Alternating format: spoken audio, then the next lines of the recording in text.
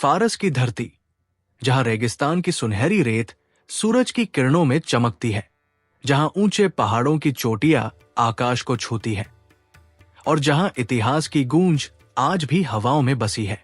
ये कहानी है एक ऐसे व्यक्ति की जिसने इस विशाल साम्राज्य को न केवल एकजुट किया, बल्कि इसे विश्व की सबसे शक्तिशाली ताकत बनाया। उसका नाम था डारियस, जिसे इतिहास डारियस प्रथम या डारियस महान के नाम से जानता है। लेकिन यह कहानी केवल युद्धों, विजयों और साम्राज्य की नहीं है। ये एक ऐसी यात्रा है जो एक साधारण कुलीन से शुरू होकर विश्व के सबसे बड़े साम्राज्य के शासक तक पहुंचती है।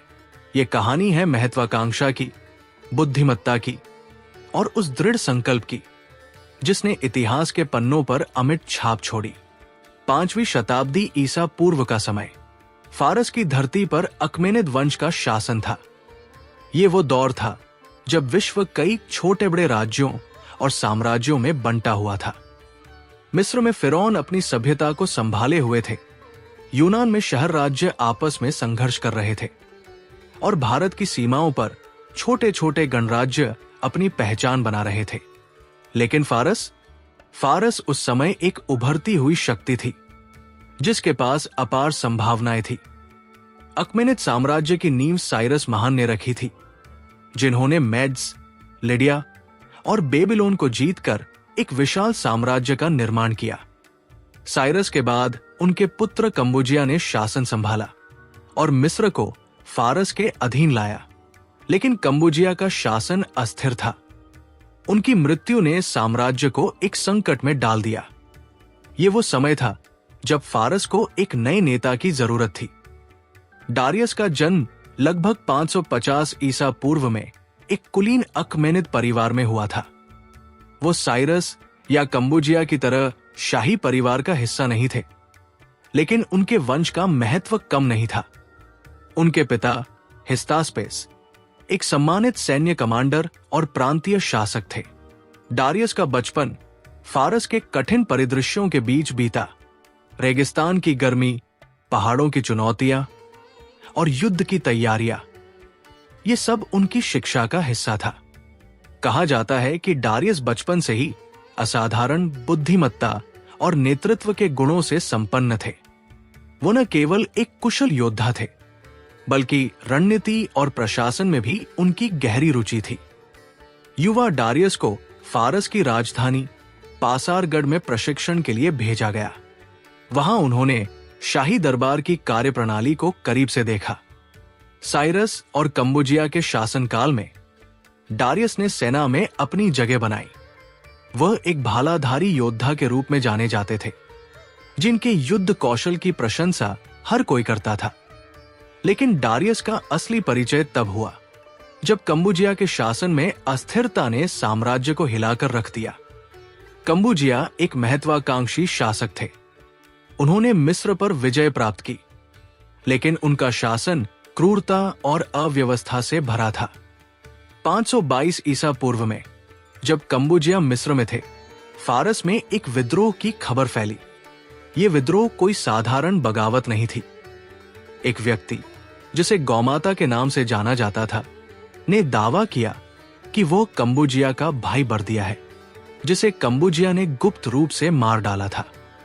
गौमाता ने फारस की गद्दी पर कब्जा कर लिया और जनता का समर्थन हासिल कर लिया। लेकिन क्या वो वास्तव में बर्दिया था या एक धोखेबाज जिसने शाही पहचान का नकाब ओढ़ लिया था?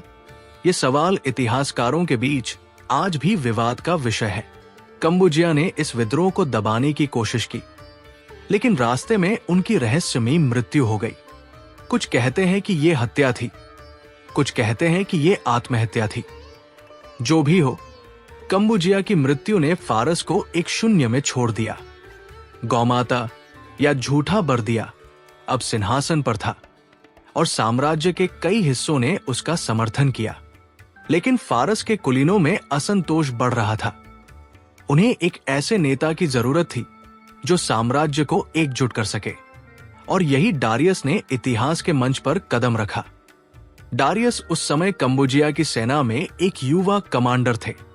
वो मिस्र से लौट रहे थे जब उन्हें कंबोजिया की मृत्यु और गौमाता के विद्रोह की खबर मिली, डारियस ने इस संकट को एक अवसर के रूप में देखा। उनके पास न तो शाही रक्त था, न ही सिंहासन पर कोई सीधा दावा, लेकिन उनके पास थी एक अटूट इच्छा शक्ति और एक तेज दिमाग। डारियस ने कुछ विश्वसनीय कुलीनों के साथ गुप्त बैठकें शुरू की। इनमें से कई लोग गौमाता के शासन से असंतुष्ट थे। डारियस ने उन्हें एक साहसिक योजना का भरोसा दिलाया, गौमाता को हटाकर साम्राज्य को बचाना। 522 ईसा पूर्व की एक रात डारियस और उनके 6 साथियों ने पासारगढ़ के महल में घुसपैठ की। ये एक खतरनाक मिशन था। अगर वे पकड़े जाते तो उनकी मृत्यु निश्चित थी। लेकिन डारियस ने अपने साथियों का हौसला बढ़ाया। उन्होंने कहा, यह केवल हमारा नहीं, पूरे फारस का युद्ध है। अगर हम असफल हुए तो साम्राज्य टुकड़ों में बंट जाएगा। उस रात डारियस और उनके साथियों ने गौमाता को मार डाला। फारस की गद्दी खाली थी और डारियस ने उस पर अपना दावा ठोक दिया। लेकिन यह केवल शुरुआत थी। साम्राज्य के कई हिस्सों में विद्रोह भड़क उठे। डारियस को अब न केवल अपनी वैधता साबित करनी थी, बल्कि पूरे साम्राज्य को एकजुट करना था। डारियस का यह पहला कदम था। एक कुलीन से सम्राट बनने की राह आसान नहीं थी। फारस की धरती पर एक नया सूरज उगा था। डारियस, एक कुलीन योद्धा, अब अकमेनिद साम्राज्य का सम्राट था। लेकिन सिंहासन पर बैठना एक बात थी और उसे संभालना बिल्कुल दूसरी। 522 ईसा पूर्व का वो समय फारस के लिए एक तूफान का दौर था। गौमाता की मृत्यु ने साम्राज्य को एक झटका दिया, लेकिन इसने विद्रोहों की आग को और भड़का दिया। डारियस के सामने अब एक विशाल चुनौती थी, एक बिखरते साम्राज्य को एकजुट करना, अपनी वैधता साबित करना और उन तमाम विद्रोहियों को कुचलना जो उसके शासन को चुनौती दे रहे थे। डारियस के सिंहासन पर बैठते ही साम्राज्य के कोने कोने से विद्रोह की चिंगारियां उठने लगी। एलाम, बेबीलोन, मेडिया, पर्थिया और यहां तक कि फारस के कुछ हिस्सों में लोगों ने डारियस के शासन को स्वीकार करने से इनकार कर दिया। कुछ विद्रोही गौमाता को सच्चा बर्दिया मानते थे और डारियस को एक हत्यारा और गद्दी हड़पने वाला कहते थे। दूसरों ने इस अस्थिरता को अपने स्वतंत्र राज्य स्थापित करने का अवसर माना। इतिहासकारों के अनुसार कम से कम 9 प्रमुख विद्रोह डारियस के शुरुआती शासनकाल में भड़के। ये ऐसा था मानो पूरा साम्राज्य आग की लपटों में घिर गया हो। डारियस, हालांकि, हिम्मत हारने वालों में से नहीं थे। उन्होंने समझा कि यदि इन विद्रोहों को जल्दी नियंत्रित नहीं किया गया तो अकमेनिद साम्राज्य हमेशा के लिए टुकड़ों में बंट जाएगा। लेकिन चुनौती आसान नहीं थी।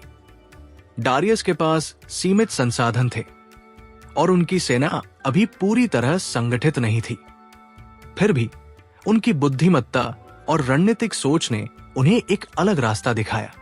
डारियस ने फैसला किया कि वो इन विद्रोहों को एक एक करके निपटाएंगे और सबसे पहले उन क्षेत्रों को लक्षित करेंगे जो साम्राज्य के लिए सबसे महत्वपूर्ण थे। सबसे बड़ा खतरा बेबीलोन से था। बेबीलोन, जो कभी साइरस महान ने जीता था, एक समृद्ध और शक्तिशाली क्षेत्र था। वहां के लोगों ने एक व्यक्ति नबूकदनेस्सर तृतीय को अपना राजा घोषित कर दिया। यह व्यक्ति दावा करता था कि वो बेबीलोन के प्राचीन शाही वंश का वारिस है। बेबीलोन की मजबूत दीवारें और उसकी सेना डारियस के लिए एक बड़ी चुनौती थी। डारियस ने तुरंत अपनी सेना को संगठित किया और बेबीलोन की ओर कूच किया।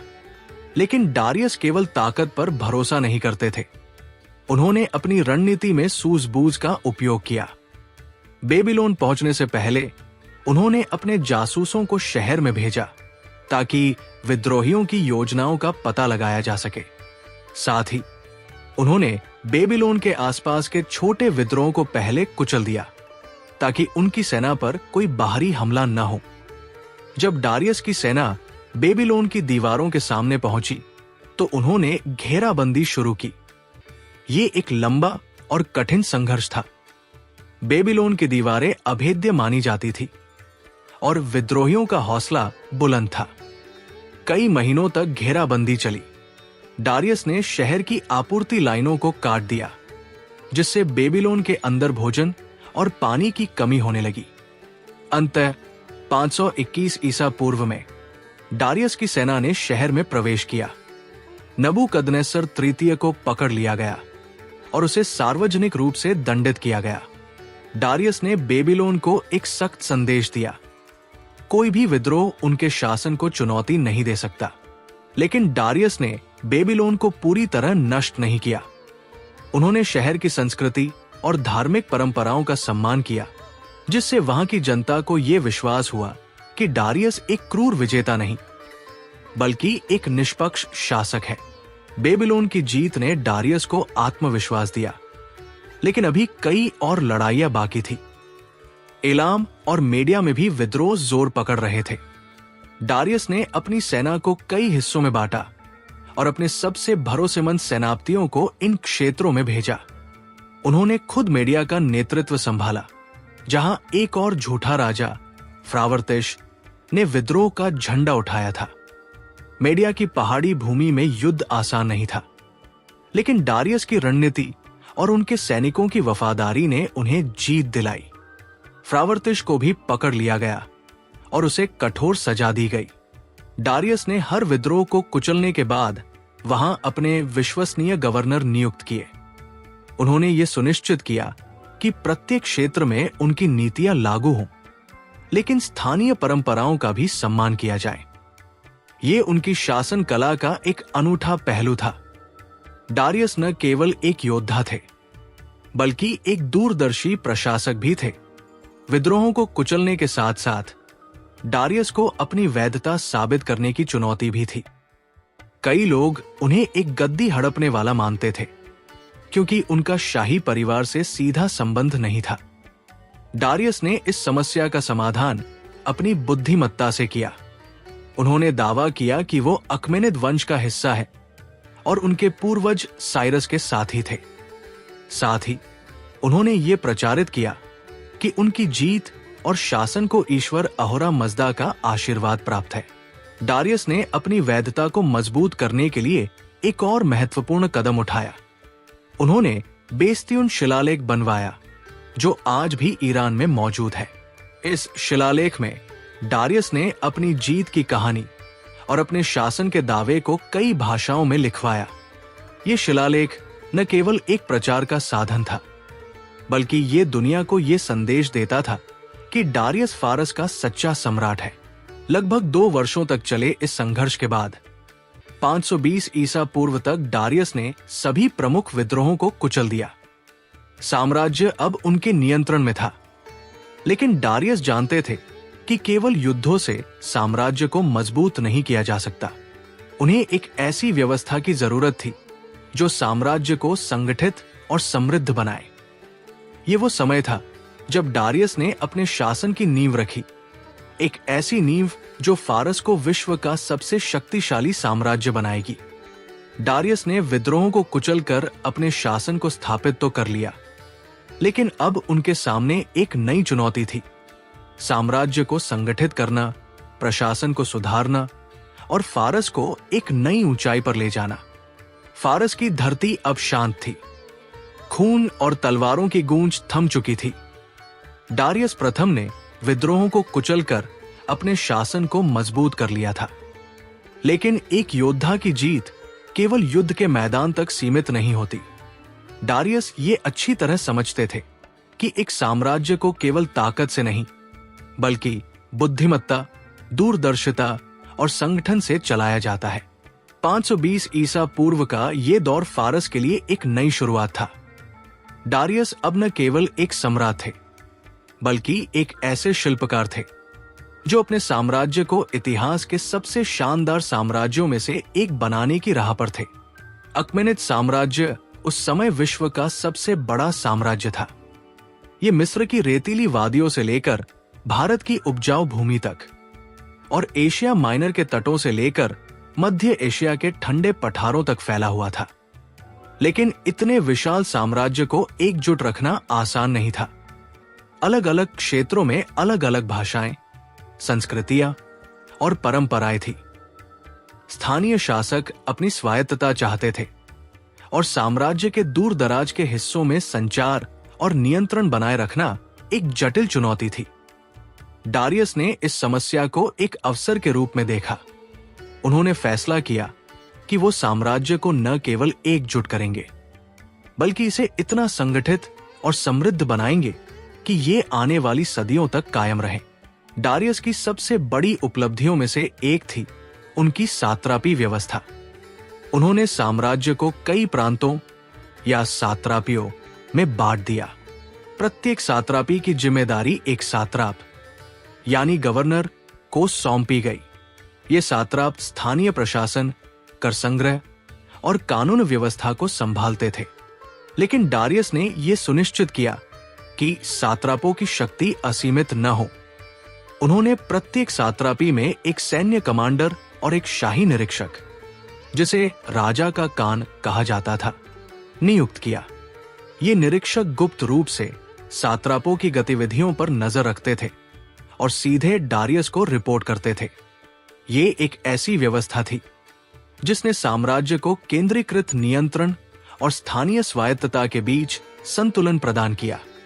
डारियस ने स्थानीय परंपराओं का सम्मान किया। उन्होंने सात्रापों को ये छूट दी कि वे अपने क्षेत्र की संस्कृति और धार्मिक प्रथाओं को बनाए रखें। मिस्र में उन्होंने मंदिरों का पुनर्निर्माण करवाया। बेबीलोन में उन्होंने प्राचीन परंपराओं को संरक्षण दिया। इस नीति ने साम्राज्य के विभिन्न हिस्सों में डारियस के प्रति वफादारी को बढ़ाया। लोग उन्हें एक विदेशी विजेता के रूप में नहीं, बल्कि अपने हितों का संरक्षक मानने लगे। डारियस की एक और दूरदर्शी पहल थी शाही सड़क का निर्माण। ये सड़क सुसा, जो डारियस की नई राजधानी थी, से सरदीस तक फैली हुई थी, जो लगभग 2700 किलोमीटर लंबी थी। इस सड़क को बनाने का उद्देश्य केवल व्यापार को बढ़ावा देना नहीं था, बल्कि साम्राज्य के विभिन्न हिस्सों को जोड़ना और तेज संचार सुनिश्चित करना था। सड़क के किनारे हर कुछ किलोमीटर पर चौकियां बनाई गई, जहां घोड़े, भोजन और पानी उपलब्ध थे। डारियस ने एक शाही डाक प्रणाली शुरू की, जिसके जरिए संदेश साम्राज्य के एक छोर से दूसरे छोर तक कुछ ही दिनों में पहुंच जाते थे। ये सड़क साम्राज्य की जीवन रेखा बन गई। व्यापारी इसके जरिए माल ले जाते थे। सैनिक तेजी से एक स्थान से दूसरे स्थान तक पहुंचते थे और शाही आदेश तुरंत लागू होते थे। शाही सड़क ने न केवल फारस को आर्थिक रूप से समृद्ध किया, बल्कि विभिन्न संस्कृतियों के बीच आदान प्रदान को भी बढ़ावा दिया। ये डारियस की दूरदर्शिता का एक जीवंत प्रमाण थी। डारियस ने साम्राज्य की अर्थव्यवस्था को मजबूत करने के लिए कई महत्वपूर्ण कदम उठाए। उन्होंने एक मानकीकृत कर प्रणाली लागू की, जिसके तहत प्रत्येक सात्रापी को अपनी आय के आधार पर कर देना होता था। ये कर सोने, चांदी, अनाज या अन्य संसाधनों के रूप में लिया जाता था। डारियस ने यह सुनिश्चित किया कि कर इतना न हो कि जनता पर बोझ पड़े, लेकिन साम्राज्य की जरूरतों को पूरा करने के लिए पर्याप्त हो। उन्होंने एक नई मुद्रा, दारिक, भी शुरू की। यह सोने की मुद्रा थी, जिस पर डारियस का चित्र अंकित था। दारिक ने व्यापार को आसान बनाया और साम्राज्य के विभिन्न हिस्सों में एक समान आर्थिक प्रणाली स्थापित की। यह मुद्रा इतनी विश्वसनीय थी कि पड़ोसी देशों में भी इसे स्वीकार किया जाने लगा। डारियस के इन आर्थिक सुधारों ने फारस को अभूतपूर्व समृद्धि दी। डारियस ने साम्राज्य के प्रशासन को और प्रभावी बनाने के लिए नई राजधानियों का निर्माण शुरू किया। सुसा को उन्होंने अपनी प्रशासनिक राजधानी बनाया। यह शहर साम्राज्य के केंद्र में था, जिससे सभी सात्रापियों तक पहुंच आसान थी। सुसा में उन्होंने एक भव्य शाही महल बनवाया, जहां वे अपने दरबार और सलाहकारों के साथ साम्राज्य के मामलों पर चर्चा करते थे।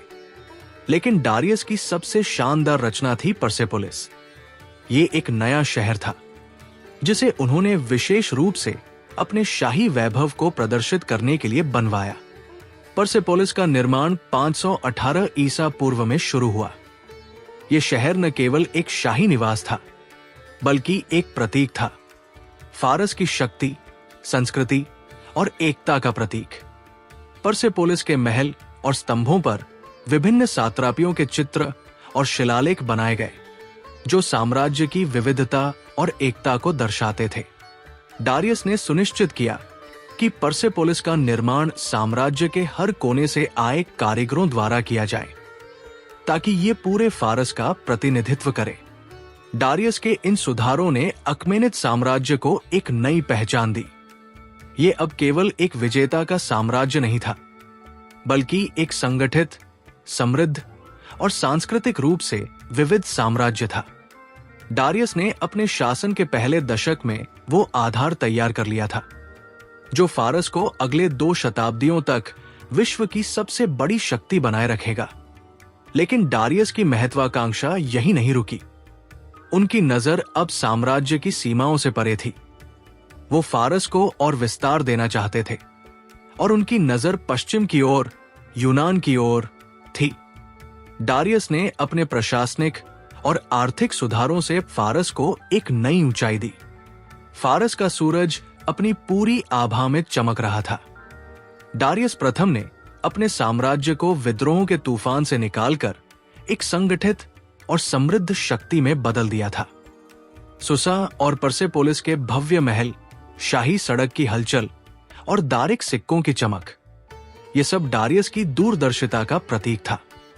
लेकिन डारियस का दिल केवल प्रशासन और समृद्धि तक सीमित नहीं था। वो एक विजेता थे, जिनकी नजरें अब साम्राज्य की सीमाओं से परे थी। उनकी महत्वाकांक्षा उन्हें पश्चिम की ओर, यूनान की ओर और पूर्व की ओर, भारत की ओर ले जा रही थी। डारियस जानते थे कि एक साम्राज्य की ताकत केवल उसकी आंतरिक व्यवस्था से नहीं, बल्कि उसकी सैन्य शक्ति और विस्तार से भी मापी जाती है। 519 ईसा पूर्व के आसपास विद्रोहों को पूरी तरह दबाने के बाद डारियस ने अपनी सेना को नए अभियानों के लिए तैयार किया। उनका पहला लक्ष्य था साम्राज्य की उत्तरी और पूर्वी सीमाओं को सुरक्षित करना। उन्होंने मध्य एशिया के स्किथियन कबीलों के खिलाफ अभियान शुरू किया। स्किथियन घुमंतू योद्धा थे, जो अपनी तेज घुड़सवारी और छापामार युद्ध शैली के लिए कुख्यात थे। डारियस ने अपनी विशाल सेना के साथ स्किथिया पर आक्रमण किया, लेकिन यह अभियान उतना सफल नहीं रहा जितना उन्होंने उम्मीद की थी। स्किथियनों ने अपनी जमीन छोड़ दी और डारियस की सेना को खुले मैदानों में भटकने के लिए मजबूर किया। अंततः डारियस को बिना निर्णायक जीत के वापस लौटना पड़ा। लेकिन इस अभियान ने डारियस को एक महत्वपूर्ण सबक सिखाया। हर युद्ध तलवारों से नहीं जीता जाता। इसके बाद डारियस ने अपनी नजर पूर्व की ओर, भारत की ओर मोड़ी। उस समय भारत कई छोटे छोटे राज्यों और गणराज्यों में बंटा हुआ था। डारियस ने सिंध और पंजाब के कुछ क्षेत्रों पर आक्रमण किया और उन्हें अकमेनिद साम्राज्य में शामिल कर लिया। ये क्षेत्र साम्राज्य के लिए अत्यंत महत्वपूर्ण साबित हुआ। भारत से सोना, मसाले और अन्य कीमती संसाधन फारस पहुंचने लगे। डारियस ने इन क्षेत्रों में अपनी सात्रापी व्यवस्था लागू की और स्थानीय शासकों को अपने अधीन रखा। भारत के साथ ये संबंध न केवल आर्थिक बल्कि सांस्कृतिक आदान प्रदान का भी माध्यम बना। डारियस की सबसे बड़ी महत्वाकांक्षा पश्चिम में थी। एशिया माइनर के तटों पर बसे यूनानी शहर राज्य, जिन्हें आयोनियन ग्रीक कहा जाता था, अकमेनिद साम्राज्य का हिस्सा थे। लेकिन ये शहर राज्य अपनी स्वतंत्रता के लिए उत्सुक थे। 499 ईसा पूर्व में आयोनियन शहरों ने फारसी शासन के खिलाफ विद्रोह कर दिया। इस विद्रोह को आयोनियन विद्रोह के नाम से जाना जाता है। विद्रोहियों को एथेंस और अन्य यूनानी शहर राज्यों से समर्थन मिला, जिसने डारियस का गुस्सा भड़का दिया। डारियस ने इस विद्रोह को कुचलने के लिए अपनी सेना भेजी। कई वर्षों तक चले इस संघर्ष में फारसी सेना ने आयोनियन शहरों को फिर से अपने नियंत्रण में लिया। 494 ईसा पूर्व में मिलेटस शहर पर फारसी सेना ने कब्जा कर लिया और विद्रोह को पूरी तरह दबा दिया गया। लेकिन इस विद्रोह ने डारियस के मन में यूनान के प्रति एक गहरी नाराजगी पैदा कर दी। उन्हें ये बात नागवार गुजरी कि एथेंस जैसे छोटे शहर राज्य ने उनके साम्राज्य के खिलाफ विद्रोहियों का साथ दिया। डारियस ने फैसला किया कि वो यूनान को सबक सिखाएंगे। 492 ईसा पूर्व में डारियस ने यूनान पर आक्रमण की योजना बनाई। उन्होंने अपनी सेना को अपने सेनापति मार्डोनियस के नेतृत्व में भेजा। इस अभियान का पहला लक्ष्य था थ्रेस और मैसेडोनिया को अपने अधीन करना, ताकि यूनान पर हमले के लिए एक मजबूत आधार तैयार हो सके। मार्डोनियस ने थ्रेस पर कब्जा कर लिया, लेकिन उसका बेड़ा एक तूफान में नष्ट हो गया, जिसके कारण उसे वापस लौटना पड़ा। ये अभियान असफल रहा, लेकिन डारियस ने हार नहीं मानी। 2 साल बाद 490 ईसा पूर्व में डारियस ने एक और बड़ा आक्रमण शुरू किया। इस बार उन्होंने अपनी सेना को सीधे समुद्र के रास्ते यूनान भेजा। फारसी सेना ने पहले इरेट्रिया शहर को नष्ट किया और फिर एथेंस की ओर बढ़ी, लेकिन मैराथन के मैदान में एथेनियनों ने एक छोटी लेकिन अनुशासित सेना के साथ फारसियों का सामना किया। मैराथन की लड़ाई में यूनानियों ने फारसी सेना को करारी शिकस्त दी। ये डारियस के लिए एक अप्रत्याशित झटका था। फारसी सेना को वापस लौटना पड़ा और डारियस का यूनान को जीतने का सपना अधूरा रह गया। मैराथन की हार ने डारियस को निराश किया, लेकिन उन्होंने इसे एक अस्थायी असफलता के रूप में देखा। उन्होंने यूनान पर एक और बड़े आक्रमण की योजना बनानी शुरू की। डारियस समझते थे कि यूनान को जीतने के लिए केवल सैन्य शक्ति पर्याप्त नहीं होगी। उन्हें एक बेहतर रणनीति, अधिक संसाधनों और एक बड़े बेड़े की जरूरत थी। उन्होंने अपने साम्राज्य के संसाधनों को इकट्ठा करना शुरू किया और अपनी नौसेना को मजबूत किया। डारियस की युद्ध रणनीति में एक खास बात थी। वो केवल ताकत पर निर्भर नहीं करते थे, वो अपने दुश्मनों की कमजोरियों का अध्ययन करते थे और उनके बीच फूट डालने की कोशिश करते थे। यूनान के शहर राज्य आपस में अक्सर लड़ते थे और डारियस इस विभाजन का फायदा उठाना चाहते थे। उन्होंने यूनानी शहरों में अपने जासूस भेजे और कुछ शहरों को अपने पक्ष में करने की कोशिश की। डारियस का यूनान पर आक्रमण का सपना उनके जीवन काल में पूरा नहीं हो सका। 486 ईसा पूर्व में जब वो अपने अगले अभियान की तैयारी कर रहे थे, मिस्र में एक विद्रोह भड़क उठा। डारियस ने इस विद्रोह को दबाने की योजना बनाई, लेकिन इससे पहले उनकी तबीयत बिगड़ गई। लंबी बीमारी के बाद डारियस की मृत्यु हो गई। उनकी मृत्यु के साथ यूनान पर आक्रमण का जिम्मा उनके पुत्र जेरसीज को सौंपा गया। डारियस ने अपने साम्राज्य को नई ऊंचाइयों तक पहुंचाया, लेकिन यूनान उनकी एक अधूरी महत्वाकांक्षा बनकर रह गया। उनकी सैन्य विजयों और रणनीतियों ने फारस की ताकत को दुनिया के सामने ला खड़ा किया। फारस की धरती पर डारियस प्रथम का सूरज अस्त हो चुका था।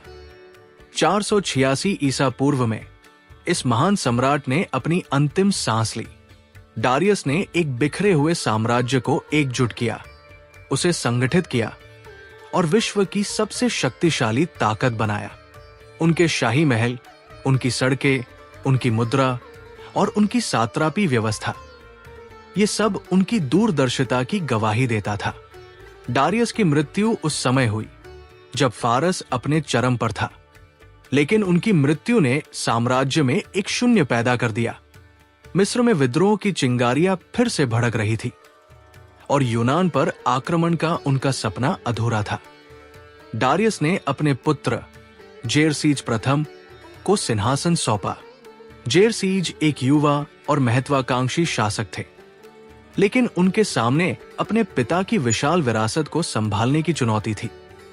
डारियस ने साम्राज्य को इतनी मजबूती दी थी कि जेरसीज को एक संगठित प्रशासन और एक शक्तिशाली सेना विरासत में मिली। लेकिन क्या जेरसीज अपने पिता की तरह दूरदर्शी और रणनीतिक साबित हो पाएंगे? ये सवाल साम्राज्य के हर कोने में गूंज रहा था। डारियस की मृत्यु के तुरंत बाद जेरसीज ने मिस्र के विद्रोह को कुचलने के लिए सेना भेजी। उन्होंने अपने पिता की नीतियों को अपनाते हुए विद्रोह को जल्दी ही दबा दिया। लेकिन जेरसिज की नजर अपने पिता के अधूरे सपने यूनान की विजय पर थी। डारियस की मैराथन में हार ने फारस की प्रतिष्ठा को ठेस पहुंचाई थी और जेरसीज इसे पुनः स्थापित करना चाहते थे। 480 ईसा पूर्व में जेरसीज ने एक विशाल सेना और नौसेना के साथ यूनान पर आक्रमण किया। यह अभियान डारियस की रणनीतियों और संसाधनों पर आधारित था।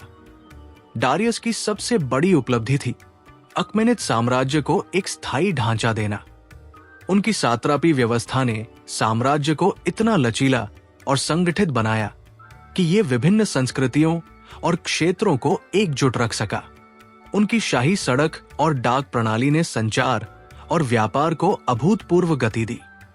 परसेपोलिस, जिसे डारियस ने बनवाया, फारस की शक्ति और वैभव का प्रतीक बना। इस शहर में हर साल नवरोज के उत्सव पर साम्राज्य के विभिन्न हिस्सों से प्रतिनिधि उपहार लेकर आते थे, जो फारस की एकता और विविधता को दर्शाता था। डारियस की आर्थिक नीतियां भी उनकी विरासत का महत्वपूर्ण हिस्सा थी। दारिक सिक्के ने फारस की अर्थव्यवस्था को स्थिरता दी और व्यापार को बढ़ावा दिया। उनकी कर प्रणाली ने साम्राज्य को समृद्ध बनाया, लेकिन साथ ही स्थानीय जनता पर अत्यधिक बोझ नहीं डाला। डारियस की ये नीति कि स्थानीय परंपराओं और धर्मों का सम्मान किया जाए ने उन्हें एक निष्पक्ष शासक के रूप में स्थापित किया। मिस्र में उन्होंने मंदिरों का पुनर्निर्माण करवाया, बेबीलोन में प्राचीन परंपराओं को संरक्षित किया और भारत में स्थानीय शासकों को स्वायत्तता दी। डारियस की सैन्य उपलब्धियां भी कम नहीं थी। उन्होंने भारत और थ्रेस के क्षेत्रों को साम्राज्य में जोड़ा और स्किथिया में अपनी शक्ति का प्रदर्शन किया। यूनान में उनकी हार के बावजूद उन्होंने फारस की सैन्य ताकत को विश्व के सामने स्थापित किया। उनकी नौसेना और सेना उस समय की सबसे उन्नत सैन्य शक्तियों में से एक थी। डारियस की विरासत का सबसे ठोस प्रमाण है बेस्त्यून शिलालेख। इस शिलालेख में डारियस ने अपनी विजयों, अपने शासन के दावे और अपने विश्वास को दर्ज किया। उन्होंने लिखा, अहोरा मज़दा ने मुझे ये साम्राज्य प्रदान किया। उनकी कृपा से मैंने इसे एकजुट और समृद्ध बनाया। ये शिलालेख न केवल डारियस की कहानी बताता है, बल्कि उनकी धार्मिक और नैतिक मान्यताओं को भी उजागर करता है। डारियस ने खुद को एक ईश्वर नियुक्त शासक के रूप में प्रस्तुत किया, जिसका कर्तव्य था साम्राज्य को न्याय और व्यवस्था प्रदान करना। बेस्त्यून शिलालेख कई भाषाओं में लिखा गया था, ताकि साम्राज्य के हर हिस्से के लोग इसे समझ सके। ये शिलालेख आज भी इतिहासकारों के लिए एक अनमोल स्रोत है, जो डारियस के शासन और उस समय के फारस को समझने में मदद करता है। डारियस की मृत्यु के बाद भी उनकी नीतियों और सुधारों का प्रभाव अकमेनिद साम्राज्य पर बना रहा। उनके उत्तराधिकारी जेरसीज और उसके बाद के शासकों ने उनकी सात्रापी व्यवस्था, शाही सड़क और आर्थिक नीतियों को अपनाया। परसेपोलिस कई शताब्दियों तक फारस का सांस्कृतिक और शाही केंद्र बना रहा। डारियस के यूनान के साथ टकराव ने भी विश्व इतिहास को एक नई दिशा दी। फारसी यूनानी युद्धों ने यूनानी शहर राज्यों को एकजुट होने के लिए प्रेरित किया, जिसने बाद में पश्चिमी सभ्यता की नींव रखी। डारियस का प्रभाव केवल फारस तक सीमित नहीं था। उनकी शाही सड़क और व्यापारिक नीतियों ने पूर्व और पश्चिम के बीच सांस्कृतिक और आर्थिक आदान प्रदान को बढ़ावा दिया। भारत, मिस्र और यूनान की संस्कृतियां फारस के माध्यम से एक दूसरे के संपर्क में आई। डारियस का शासन विश्व इतिहास में एक महत्वपूर्ण मोड़ था, जिसने वैश्विक सभ्यताओं के बीच संवाद की शुरुआत की। डारियस प्रथम एक साधारण कुलीन से उठकर विश्व के सबसे शक्तिशाली साम्राज्य का शासक बने। उन्होंने एक साम्राज्य को न केवल एकजुट किया, बल्कि उसे ऐसी नींव दी जो सदियों तक कायम रही। डारियस का जीवन हमें सिखाता है कि सच्चा नेतृत्व केवल युद्धों में जीतने से नहीं, बल्कि एक बेहतर और संगठित समाज बनाने से मिलता है। आज जब हम परसेपोलिस के खंडहरों को देखते हैं या बेस्तियन शिलालेख को पढ़ते हैं तो डारियस की आवाज हमारे कानों में गूंजती है। वो एक सम्राट थे, एक दूरदर्शी थे और एक ऐसी विरासत के रचयिता थे जो समय की सीमाओं को पार कर गई। डारियस प्रथम की कहानी समाप्त नहीं होती क्योंकि उनकी छाया आज भी इतिहास के पन्नों पर जीवित है।